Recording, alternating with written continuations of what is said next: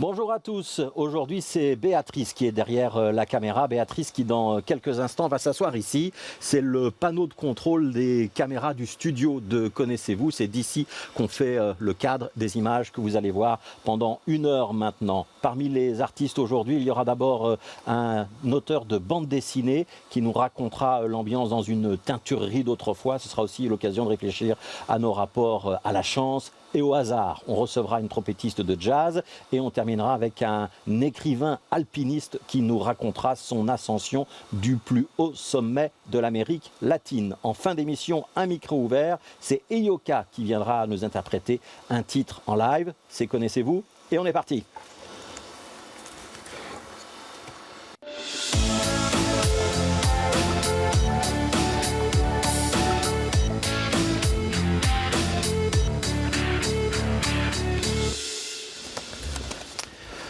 Bonjour Joris Mertens. Bonjour, bonjour. Je vois qu'on est dans un studio de télé. Ouais. Et on est chez les gens à la maison aussi, je vois. Et mon livre est là. Donc je suppose que je dois me mettre là. C'est bien ça? Eh bien, vous avez tout compris. À mon avis, on vous a expliqué comment il fallait se préparer au début de l'émission. Où vous avez regardé?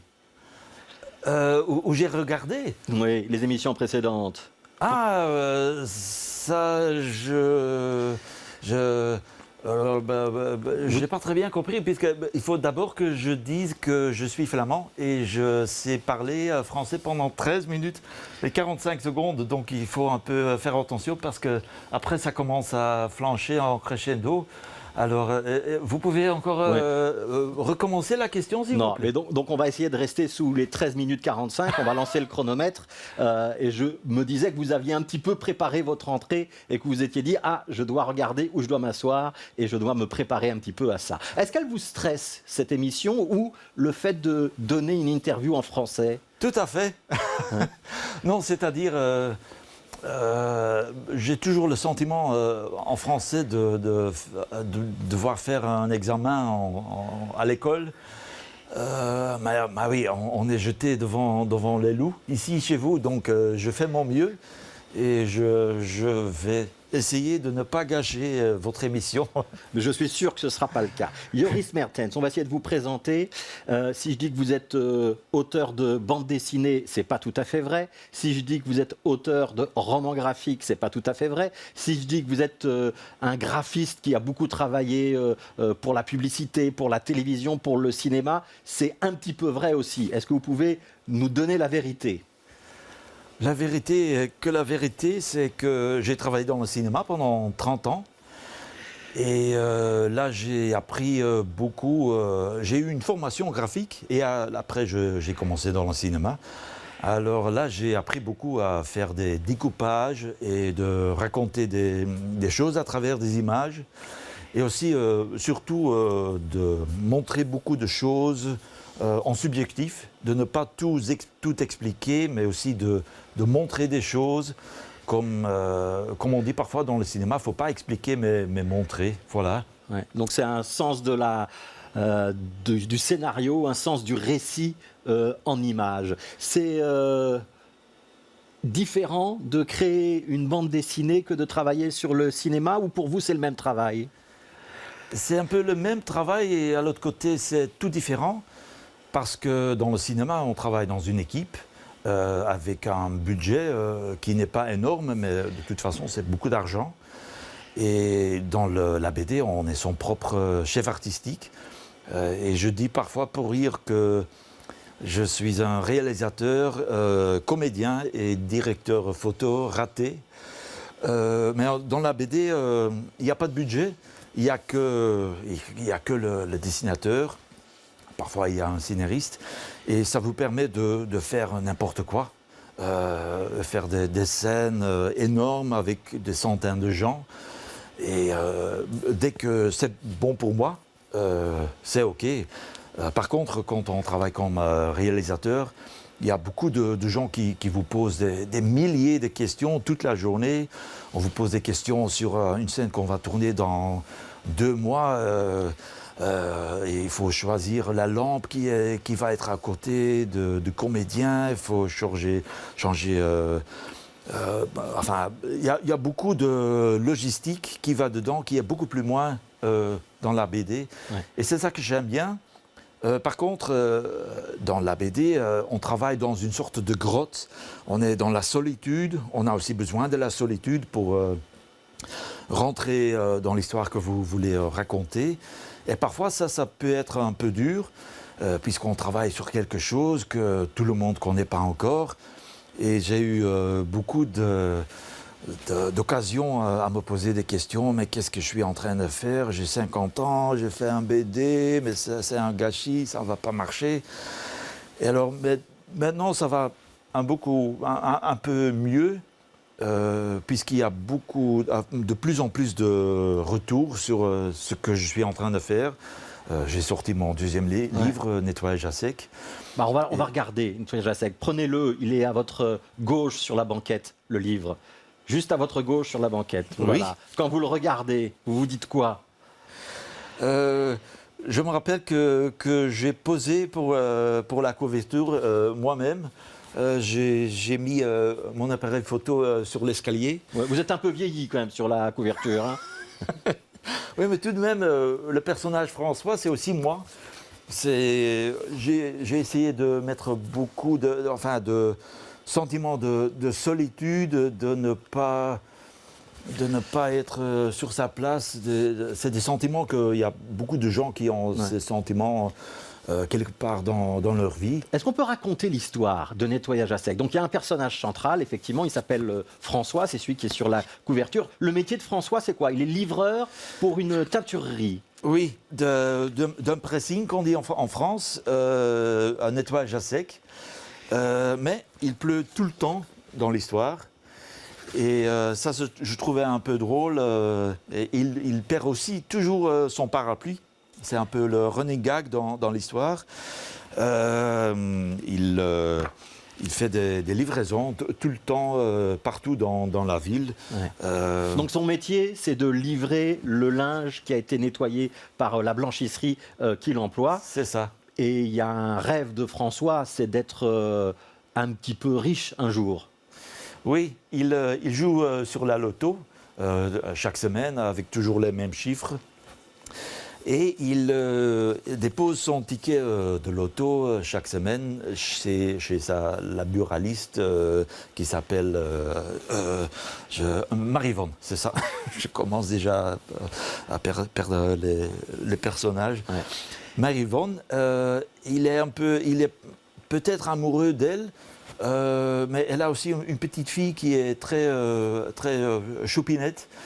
Et il dit, dès que je touche le gros lot, je vais t'acheter un magasin de journaux à la digue, à Ostende ou quelque part à la côte. Ouais.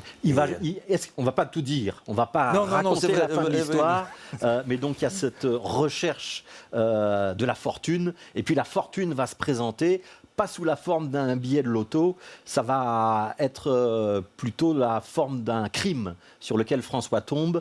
Et la difficulté, c'est dois-je prendre l'argent d'un crime, dois-je pas la prendre, et comment je vais la récupérer, pas la récupérer. Et c'est un petit peu ça le fond de l'histoire. On va pas tout dire. On vient de voir quelques-unes de vos images, Joris Mertens. On va peut-être les revoir, et je voudrais qu'on en discute ensemble. Quand on regarde vos dessins, il y a d'un côté, sur certaines planches, beaucoup de noirceur, beaucoup de tons gris, du noir, de l'ocre, assez foncé, et puis des taches de lumière, du rouge, du jaune, très très vif. C'est ce genre de contraste que vous aimez, c'est le style Mertens, c'est ça? C'est passer de la grisaille à la couleur flamboyante? Oui, effectivement, je suis beaucoup inspiré par des films polars des années 70, Le Cercle Rouge de Jean-Pierre Melville avec Alain Delon, Bourvil, des polars où il pleut tout le temps.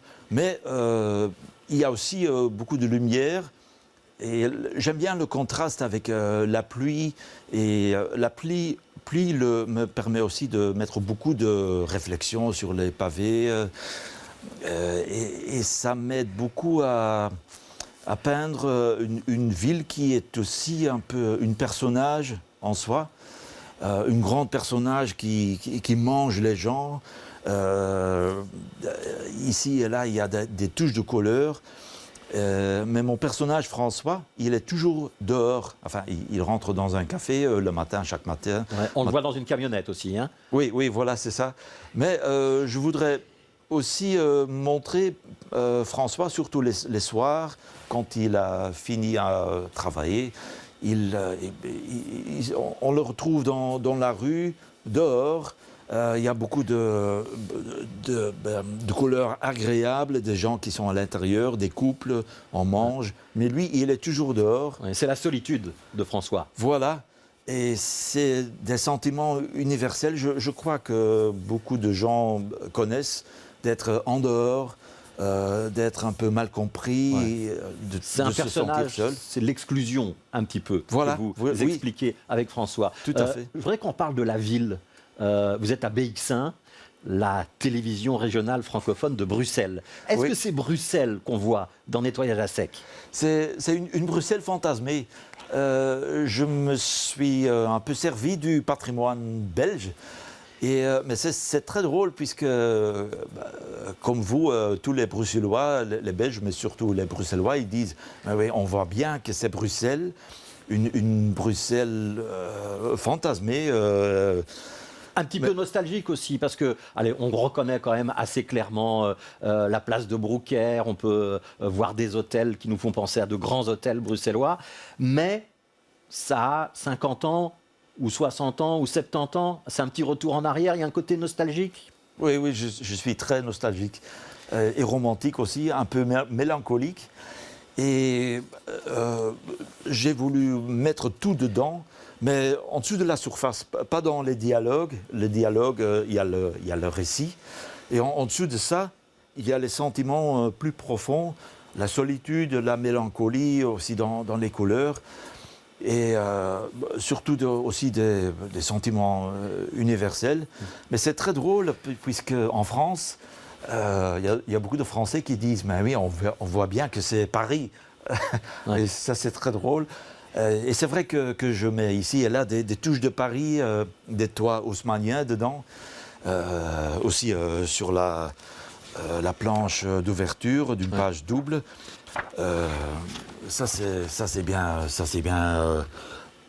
Paris, on voit la Seine, mais c'est tout fantasmé et ça me permet il y a aussi des coins de Liège dedans et ça me permet de construire une ville qui me va très bien. Ouais. Et qui marche très bien pour raconter mon histoire. Bien documenté, mais quand même fantasmé. Ouais. Alors pour ceux qui vous suivent, vous aviez réalisé déjà une première bande dessinée qui avait très très bien marché. Ça s'appelle Béatrice, si je ne me trompe pas. La particularité, c'est qu'il n'y avait aucun texte. Donc vous aviez réussi à raconter une histoire dans un peu le même genre de décor, avec un petit peu ces villes d'autrefois, et aussi avec cette couleur rouge qui est un petit peu votre signature, mais sans aucun mots, il n'y avait pas de paroles, il n'y avait pas de... C'était un scénario rien qu'en images. Cette fois-ci, il y a un petit peu de texte. Ça veut dire que vous allez arriver à nous faire une bande dessinée tout à fait classique la prochaine fois? Ça, je ne sais pas, mais je ne voulais pas devenir le type qui fait les BD sans texte. Mais au début, j'ai conçu Béatrice pour être une histoire, un récit sans texte. Un peu opportuniste, c'est-à-dire je voudrais bien essayer d'entrer en France et d'éliminer beaucoup d'obstacles que je pourrais. Ouais, donc la barrière de la langue, voilà. Elle était tombée avec une histoire sans parole. Exactement, ouais. Oui, c'est ça. La réaction des critiques, notamment français, elle est très bonne, aussi bien pour Béatrice que pour Nettoyage à sec. Oui, comme je disais auparavant, ça me permet de me détendre un tout petit peu, que je suis peut-être sur une bonne route, que je dois continuer. Et c'est vrai que pour un auteur, ça fait beaucoup de bien d'avoir un peu de retour, des gens aussi des lecteurs qui viennent chez vous et qui disent j'ai bien on a apprécié. bien aimé. Ouais. Ça Oui, s'appelle tout à fait. Nettoyage à sec. C'est aux éditions Rue de Sèvres. S'il y avait une bande son à mettre sur cette bande dessinée, qu'est-ce qu'on entendrait? Oh, pendant que je dessine, je mets beaucoup de musique et beaucoup de musique de film. Aussi, j'ai beaucoup mis la musique du film de Godard, Le Mépris, et aussi film que j'ai déjà mentionné, Le Cercle Rouge, mais je ne connais plus les auteurs de cette musique. Ouais. On va parler musique maintenant, si vous voulez bien, Joris Mertens. J'aimerais bien. Il y a un deuxième objet en dessous de votre BD, sur la banquette, il y a un disque. Vous pouvez me dire ce que c'est, ce que vous voyez? Attends, je vais d'abord mettre mes lunettes, parce que ça a déjà commencé, la décline. Pauline Leblanc, double quartet. Double quartet. Quartet. Ouais. Pauline Leblanc. Vous connaissez Pauline Leblanc? Je dois avouer que non. Eh bien, vous allez connaître Pauline Leblanc. Bonjour, Pauline. Enchantée. Enchanté, moi c'est Joris. Enchantée, Pauline. Comment allez-vous? Très bien, très bien. Et vous? Okay. Oui, ça va. J'étais un peu stressé pour rentrer dans le studio. Surtout, j'étais le premier. Oui. Et je suis néerlandophone, ça en plus. Moi, j'ai pas entendu.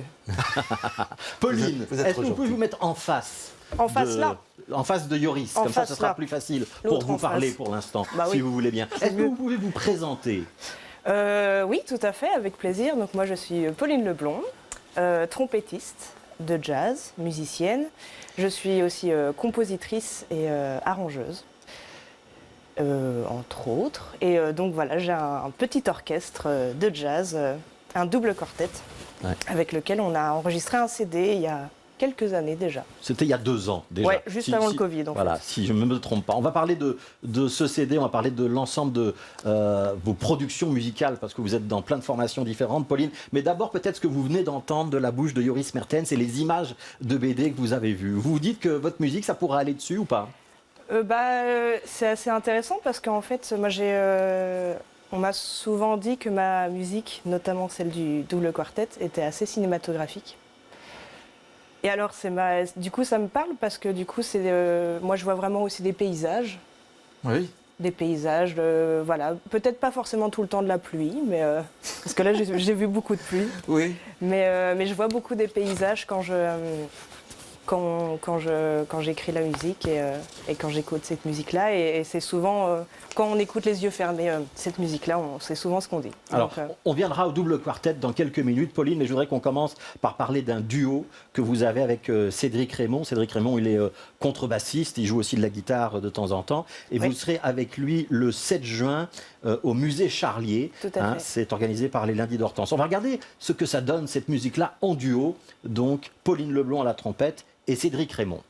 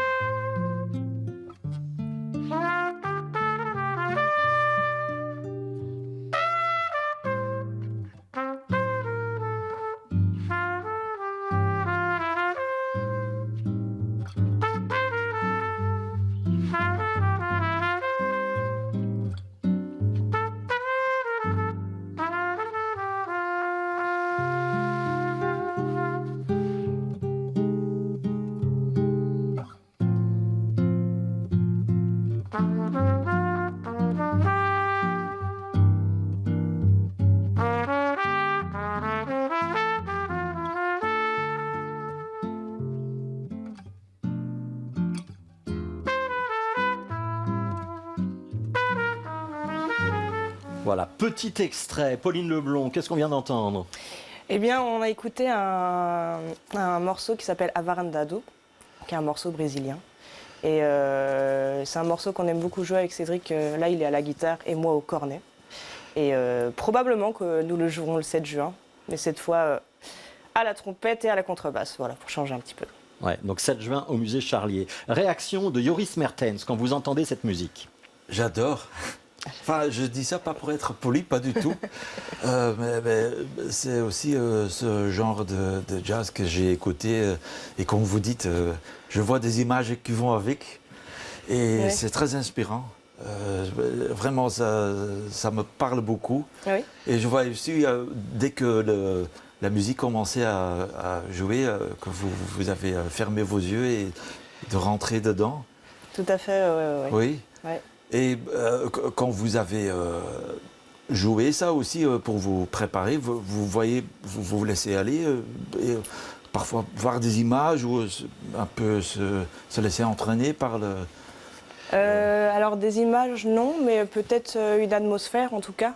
Oui, Pour ce genre de morceau, notamment, qui est très lyrique, très aéré, très aérien, j'aime bien respirer, me mettre vraiment dans l'ambiance, dans le... Oui, je peux imaginer en fait par exemple des vagues Oui. avec le coucher de soleil et tout ça, oui. En fait, oui. oui, Je peux voir, je peux voir un paysage. Et, en tout cas, ce que j'essaye de faire vraiment avec ma trompette, et, parce que là, c'est pas moi qui ai composé le morceau, mais en tout cas, j'improvise, donc il y a une part de composition quand même instantanée, enfin l'improvisation. Et donc avec ma trompette ou alors avec mes compositions. Qu'est-ce que je voulais dire? Je divague et du coup. Ouais. Vous essayez de créer des atmosphères. Oui, j'essaye vraiment en fait, de voir des images et Oui. de raconter une histoire oui. dans cette image. Oui, c'est ça que je voulais Ouais. demander. Il y a beaucoup de place pour l'improvisation. Oui. Et j'aime bien prendre le temps de raconter une phrase, Oui, parce qu'on dit une phrase musicale aussi. oui, En musique, c'est pareil, c'est les phrases. Donc raconter une phrase, prendre son temps pour faire la deuxième et enchaîner. Et en fait, tout un discours comme ça se construit. Ouais, Oui. j'aime beaucoup ça, ouais, Ouais. cette idée-là. Et comment ça se déroule une journée de... Par exemple, cette journée d'enregistrement, le matin, vous vous levez, vous vous mettrez dans la voiture, vous mettez déjà de la musique dans la voiture peut-être, ou sur le tram, ou je ne sais pas. Tous les jours sont différents. Oui, Ça dépend un petit peu du répertoire que je vais jouer, de la musique que je vais jouer. Mais par exemple, il y a du répertoire que je vais devoir écouter pour me mettre dedans, oui, par exemple, ou alors m'inspirer. Par exemple, je vais écouter d'autres trompettistes ou alors un style de jazz particulier si j'ai un concert avec un style particulier. Donc je vais m'inspirer un petit peu de ça, ouais. oui. Et je vais aussi écouter la musique que je vais jouer, donc les morceaux, ou alors des trompettistes que j'aime ou des musiciens que j'aime. ou des Oui. chanteurs, Elle est chanteuses. intéressante, Pauline Leblond, elle est intéressante cette question de Joris Mertens. Parce qu'effectivement, Oui. j'ai dit, vous avez plusieurs formations et vous avez plusieurs styles de musique. On va voir la pochette d'un CD que vous avez fait. C'est le CD du double quartet, hein, donc, dont on a vu tout à l'heure que Joris Mertens l'avait en main. On va écouter ce double quartet. C'est du jazz, mais avec un quatuor à cordes. Expliquez-nous le concept. Le concept. Bah en fait c'est pourquoi moi j'ai pas appelé ça un octet déjà si on est 8, c'est parce que donc il y a quatuor à cordes et quartet jazz. Et en fait j'ai fait beaucoup de musique classique quand j'étais plus jeune. Et je suis fascinée par l'écriture baroque. J'en écoute beaucoup, j'en joue aussi, un petit peu à la maison pour travailler toute seule. Et là, j'ai voulu mixer les deux parce que pour moi, ce sont deux musiques qui se ressemblent beaucoup. Donc c'est pour ça m'entourer d'un quatuor à cordes, même si c'est pas vraiment une formation typique de l'époque baroque. Ouais. Bon, on va écouter un petit peu, un extrait, Volontiers. enfin, un petit teaser de cet album Double Quartet de Pauline Leblond.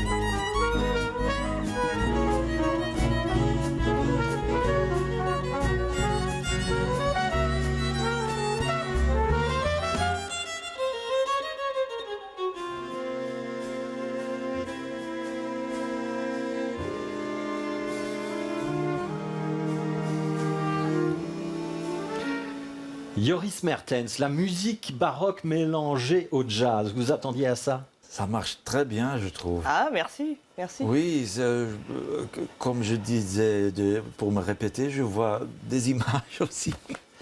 Mais enfin, je devais tout à coup penser à un Serge Reggiani qui se balade dans la ville, quelque part dans le trafic. C'est très cinématographique, ça. Oui, c'est ce qu'on me dit souvent et c'est vrai que moi je vois aussi des images. Oui, et c'est très complexe aussi au niveau des sentiments, des ambiances. On va un peu d'ici à là, comme si on se balade dans une ville. Des ambiances qui se suivent, mais enfin, qui se ressemblent aussi. Ouais. Et là, on tombe sur quelque chose d'inattendu. Enfin, on n'a pas eu beaucoup l'inattendu là maintenant parce que c'est assez court, mais ouais. C'est quoi le répertoire de ce double quartet, Pauline Leblond? Vous allez jouer quel compositeur et quelle est la part d'improvisation? Ah le compositeur, c'est une compositrice, c'est que moi, qui est tout composé et donc qui a arrangé. Et pourtant, on dirait du baroque. Ouais, parce que je me suis pas mal inspirée des compositeurs baroques. Et notamment, là, le tout début de ce qu'on vient d'entendre, là, c'est vraiment dans le style choral, comme on pourrait l'entendre chanter, par exemple, ou alors jouer avec des instruments d'époque, ou même au clavier, tout simplement, sur l'orgue dans une église. C'est ce que j'essaye de faire, en tout cas. Oui. C'est ce que j'essaye de faire, ça. Je suppose, quand on travaille ensemble, avec plusieurs gens, c'est pas évident de... Enfin, on ne doit plus rester sur la partiture peut-être, il n'y a pas assez de place pour... C'est intéressant parce que c'est une des choses qui sont en commun dans la musique baroque et dans la musique jazz en fait. La part d'improvisation et comment se détacher de la partition, justement. Oui. En musique classique, on est souvent accroché à la partition, on lit une partition qu'on joue avec quelqu'un d'autre ou peu importe. Mais en fait, à l'époque baroque, et ça on retrouve ça dans le jazz, mais pas que, il y a la partition est un support, mais en fait on crée notre propre interprétation et notre propre improvisation autour du thème, notamment avec les ornements, notamment avec, en jazz ça sera plutôt du coup, on a une grille de référence et on réinvente une autre mélodie par-dessus. Donc voilà, il y a une grande part d'improvisation dans les deux musiques et en effet, on a notre partition de base et alors il y a des moments tout à fait précis, définis, qui sont dédiés à l'improvisation. Donc on va plutôt faire entendre la guitare à un moment, puis la contrebasse, puis la trompette et on va pouvoir mélanger aussi tout ça. Et il y a des fois où là il y a un haut signe, on reprend la partition, on se replonge dedans pour se retrouver et voilà. Donc c'est un mix un petit peu des deux. Partition et improvisation. Petit cours de musique donc de Pauline Leblond à Joris Mertens. On va juste signaler que ce double quartet d'inspiration baroque, c'est la formation que vous présenterez au Gaume Jazz Festival. Ça se passe à la mi-août dans le sud de la Belgique, en Wallonie, mais on peut y aller, y compris de Bruxelles. C'est pas si loin que ça, en fait. Je voudrais qu'on écoute un troisième extrait d'un troisième groupe de Pauline Leblond, mais je pense que vous en avez 4 ou 5, peut-être même 6 ou 7, je ne sais pas dans combien de formations vous êtes. Je ne sais pas non plus. Mais en tout cas, là, ça va être une autre ambiance. C'est Life is a Joke. Pauline Leblond encore.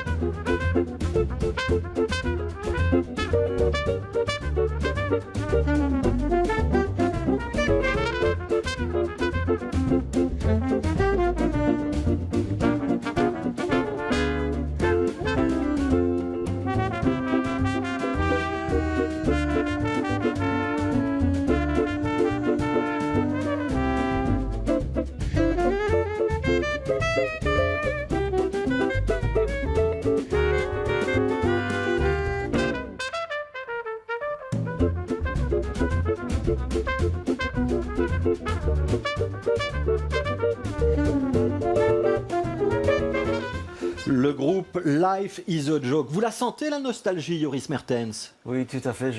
J'adore ça. C'est à la fois moderne et à la fois, je dirais, c'est années 50 même. Ouais. On voit Brigitte Bardot danser dans une cave parisienne. Ouais.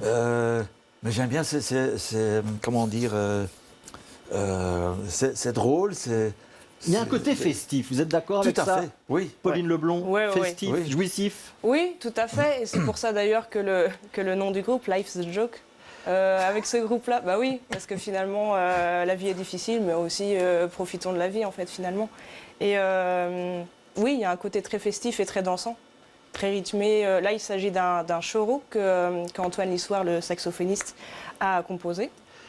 Donc c'est sa composition. Et là, on était dans le thème et on allait rentrer dans l'improvisation pour retrouver le thème par après aussi. Toujours un petit peu le même schéma. Et ça, c'est une musique joyeuse. Est-ce oui. que ça veut dire que vous devez vous conditionner en fonction du groupe avec lequel vous allez jouer, en fonction du concert que vous allez faire? Il y a des moments plus introspectifs, des musiques plus intimes et des musiques peut-être plus jouissives comme celle-là qu'on vient d'entendre. Ça veut dire que c'est une préparation différente? C'est vrai que ce n'est pas conscient de ma part, mais je pense que je me mets dans des ambiances différentes. Ce qu'on a entendu au tout début où c'est très intime, en duo, très calme et tout ça. C'est plus sur la respiration, sur l'air. Et là, évidemment, ça amène la danse. Donc, après, ça dépend aussi avec les gens avec qui on joue. Là, c'est vraiment des amis dans ce groupe-là. Et puis, du coup, ça se fait assez naturellement, finalement, qu'on se retrouve ensemble pour fêter la musique et pour fêter la vie. Voilà. Alors, Life is a Joke va bientôt partir en tournée, mais ce sera en Allemagne. On va attendre un petit peu que vous reveniez à Bruxelles pour pouvoir l'annoncer. On va juste On ne rappeler... joue pas en Allemagne avec Life is a Joke, pas pour l'instant. Ah bon, mais alors. je suis sûre que ça viendra J'ai cru que vous alliez en Allemagne ou aux Pays-Bas bientôt. avec Flat Earth Society. Ah oui, il y a encore d'autres groupes. Oui, et puis vous ça jouez n'a aussi rien à dans voir comme ambiance. Dans le Oui, Big Band de la Jazz Station, dans plein de groupes. On va juste rappeler que vous serez le 7 juin au musée Charlier, et puis toujours à Bruxelles le 2 juillet au Music Village, et puis à la Mute au Gaume Jazz Festival. Entre autres, oui. Joris Mertens, vous pouvez prendre l'objet suivant sur la banquette, s'il vous plaît. C'est quoi? On va ressortir les lunettes. Oui, ça, c'est obligatoire. C'est Aymeric de Lamotte, mais je le prononce pas très bien. Aymeric. Émeric de Lamotte. Tempête sur l'Aconcagua. Alors, est-ce que vous connaissez Émeric de Lamotte et est-ce que vous connaissez l'Aconcagua? Je dois répondre 2 fois non. Eh bien, vous allez les découvrir maintenant. Enchanté, Émeric. Découvrez le prénom et la montagne. Il y a tout qui est inconnu là. Vraiment, j'ai senti que. Émeric de Lamotte, Tant mieux, présentez-vous pour commencer. Qui êtes-vous? Bonjour, mais je suis donc Émeric de Lamotte, je suis avocat et je travaille pour un institut de réflexion politique. Et je suis aussi conseiller communal indépendant dans une commune bruxelloise qui s'appelle Woluwe-Saint-Pierre. Et j'ai un grand intérêt, donc un intérêt prononcé pour la montagne. On divise souvent, on a l'habitude de diviser un peu l'humanité en 2 catégories, donc ceux qui aiment la montagne et ceux qui aiment la mer. Je ne sais pas dans quelle catégorie est-ce que vous placez. Oui, c'est une bonne. Vous, par exemple, c'est une question que je vous pose maintenant. Moi, j'ai surtout vécu près de la mer, mais j'adore la montagne, même en été, juste pour randonner, la forêt. Non, je pourrais pas. Si vous deviez choisir. Non. C'est vrai que c'est un peu trop caricatural, les deux. parce que souvent les gens en fait aiment bien les deux. Oui, c'est un peu comme les Beatles et les Stones. Oui, c'est ça. Oui. Des choix impossibles, quoi. Oui. Les Stones. Émeric de Lamotte, il faut qu'on parle de l'Aconcagua. C'est quoi? Oui, voilà. Donc c'est une montagne qui se situe. Donc pour vous dire, donc moi j'ai une passion pour la montagne depuis tout jeune. Et donc j'ai été faire ma première véritable expédition, c'était en 2015. J'ai été gravir le Mont Blanc. Et puis alors, 4 ans plus tard, je suis parti faire l'Aconcagua, qui est le plus haut sommet des Amériques, donc de l'Amérique du Sud et l'Amérique du Nord, qui culmine à 6900 mètres, 6962 mètres.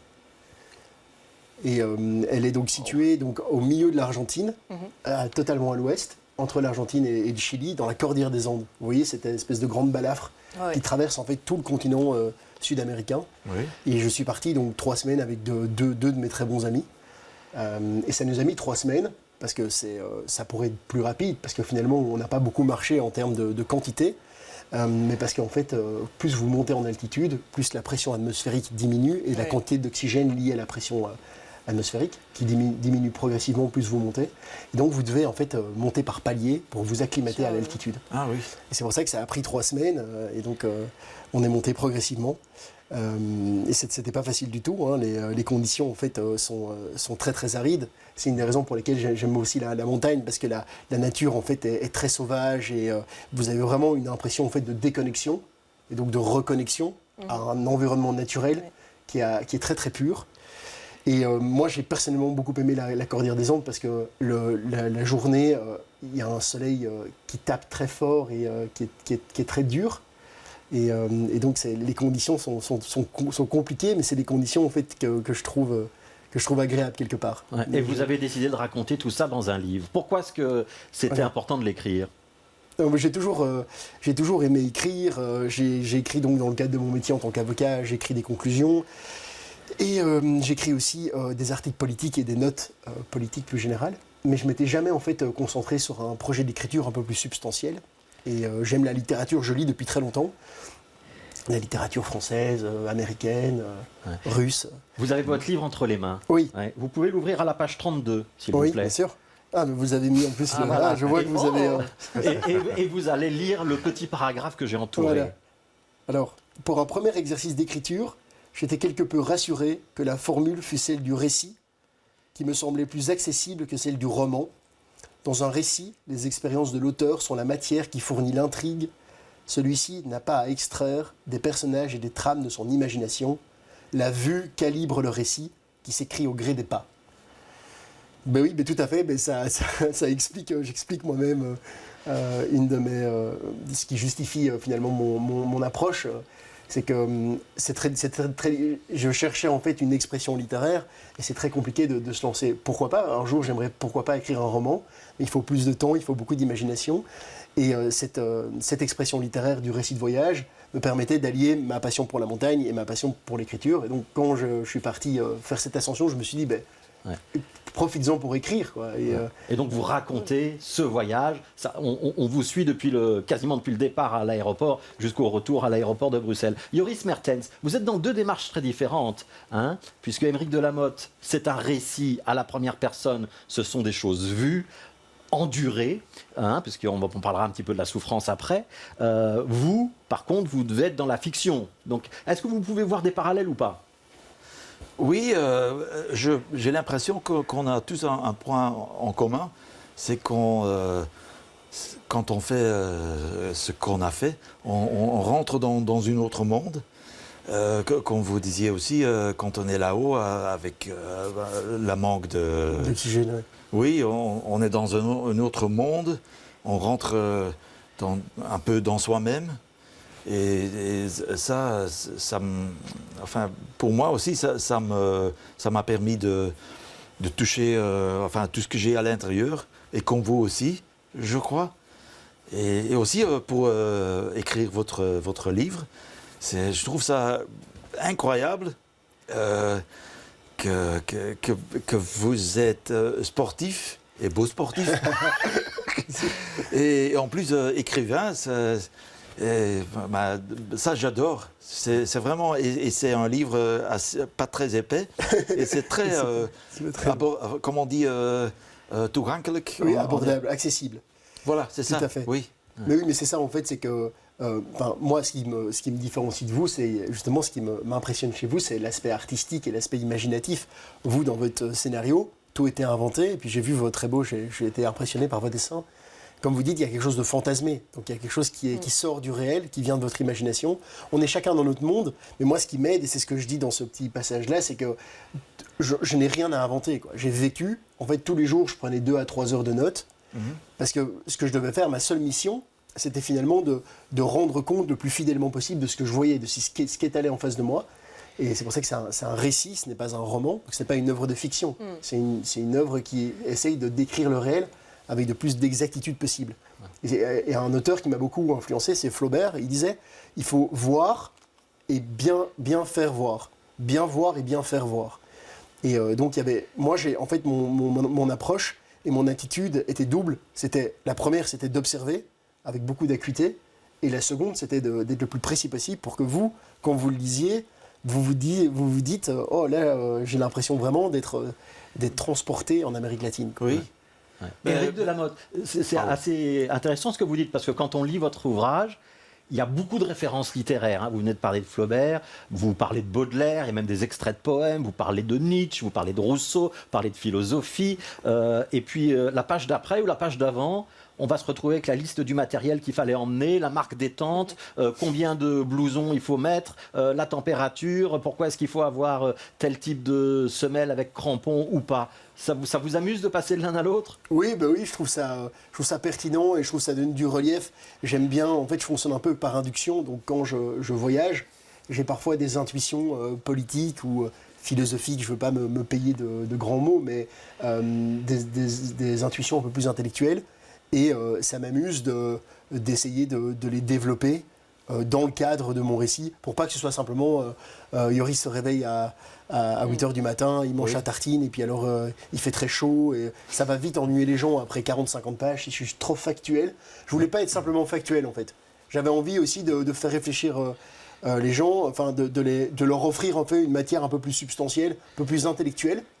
Mais c'était important pour moi de rester aussi dans le concret. Quoi. Ouais. Pauline Leblond, vous pourriez partir comme ça à l'assaut d'un grand sommet et y consacrer 2 ou 3 semaines de votre vie ? Parce qu'il faut se retrouver seul avec soi-même aussi. Hein ? Et bah, se retrouver seul avec soi-même, ça c'est quelque chose qui me parle. Après, je crois que j'aurais besoin de préparation quand même avant de partir en montagne. Mais c'est quelque chose que je trouve fascinant et que... Si l'occasion... Ouais, je vais jamais dire que l'occasion se présente, parce qu'il faut le choisir aussi, mais pourquoi pas ? Pourquoi pas ? Pourquoi pas ? Pourquoi pas ? Mais alors j'invite Pauline à faire l'ascension que j'ai faite, parce que justement, c'est ce que dit en fait, j'ai été préfacé par un Népalais qui était le plus jeune à avoir fait l'Everest sans oxygène, Ouais.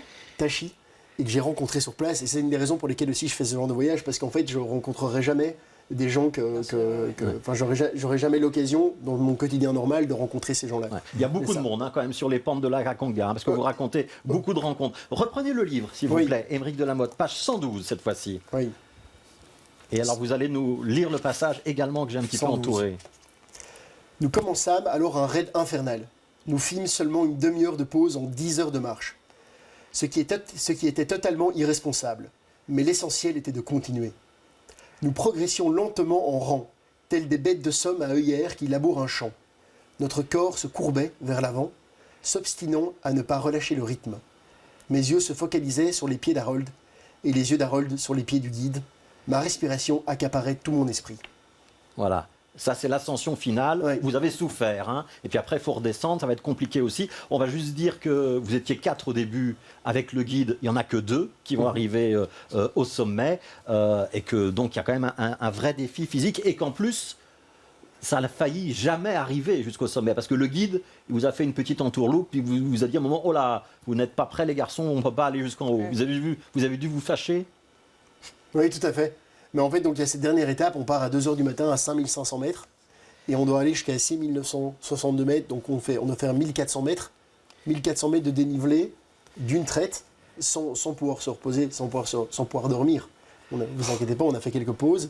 Mais, et c'est très difficile parce qu'à 7000 mètres, vous n'avez plus que 50% de votre oxygène. En haut de l'Everest, à 8800 mètres, vous avez plus que 30% d'oxygène. Yeah. Donc plus qu'un tiers de votre oxygène que vous avez au niveau de la mer. Mais à 7000 mètres, donc à l'endroit où on a été, on n'avait plus que 50%. Mais je vous promets que c'est énorme, quoi. On a l'impression que t'es encore la moitié. Mais non, pas du tout. Après 10 mètres, vous vous affalez, vous avez besoin de 40 secondes de récupération. Et là, en fait, on était les derniers au sommet. Et une tempête s'est abattue au moment où on est descendu. Et on a mis énormément d'heures pour redescendre. On est arrivé au camp à 5500 mètres dans la nuit. Ouais. Donc on a dû faire 1400 mètres de dénivelé pour monter et 1400 mètres pour redescendre en 20 heures. On a pris 20 heures pour le faire. Voilà. Et ça, c'était très dense, très intense. Ça s'appelle Tempête sur l'Agaconga. Je vois que Joris Mertens est impressionné. C'est aux éditions. Impressionné. Ouais, c'est aux éditions Transboréal. On arrive à la fin de cette émission. Je vais demander à tous les 3 si vous êtes contents d'avoir rencontré les autres. très contente, moi. Très content. Je vais acheter la BD de Yoris. C'est ça, on va se partager. Oui, le CD de Pauline. Voilà. Eh ben alors si c'est ça qui se passe, c'est qu'on a atteint notre objectif. Merci beaucoup Yoris Mertens pour la BD Nettoyage à sec, Pauline Leblond pour les concerts qu'on a annoncés et son album avec son double quartet, et Émeric Delamotte pour ce Tempête sur l'Agua Conga. À la fin de cette émission, il y a toujours un micro ouvert. On offre 3 minutes à un artiste émergent. Le garçon que vous allez entendre maintenant, il s'appelle Eyoka. Il est en train d'enregistrer son premier album qui sortira à l'automne, et on va écouter un morceau qu'il va interpréter en live pour BX1, c'est Ghost, Eyoka.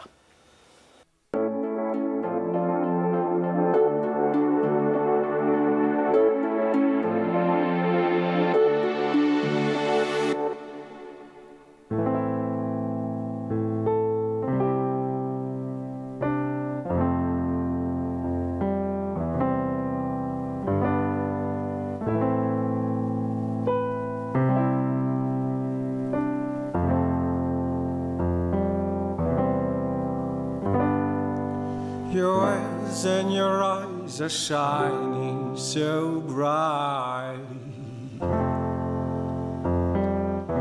but I can't resist, and I'm off the list. Your words and your mind are such the same as mine, but I feel different, so far from my land. So forgive me if I'm not pushing myself too much with you. You can be the one I need, but you maybe not the one I want. I'll be the best that I can. We try the best that we could. I gave you all that I have to make it work with you. Whoa, whoa,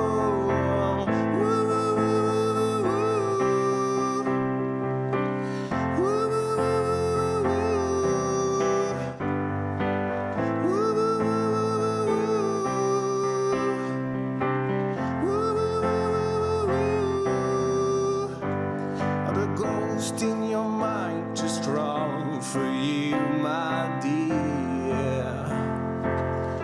But you can fight, but you can fight.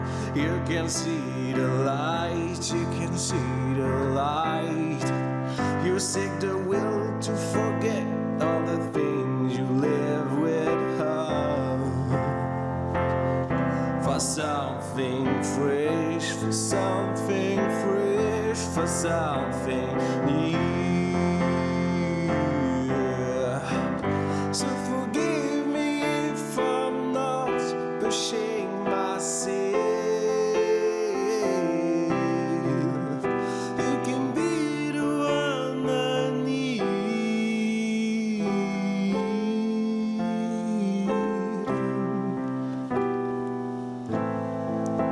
I'll be the best that I can. We'll try the best that we could. I gave you all that I am to make it work with you.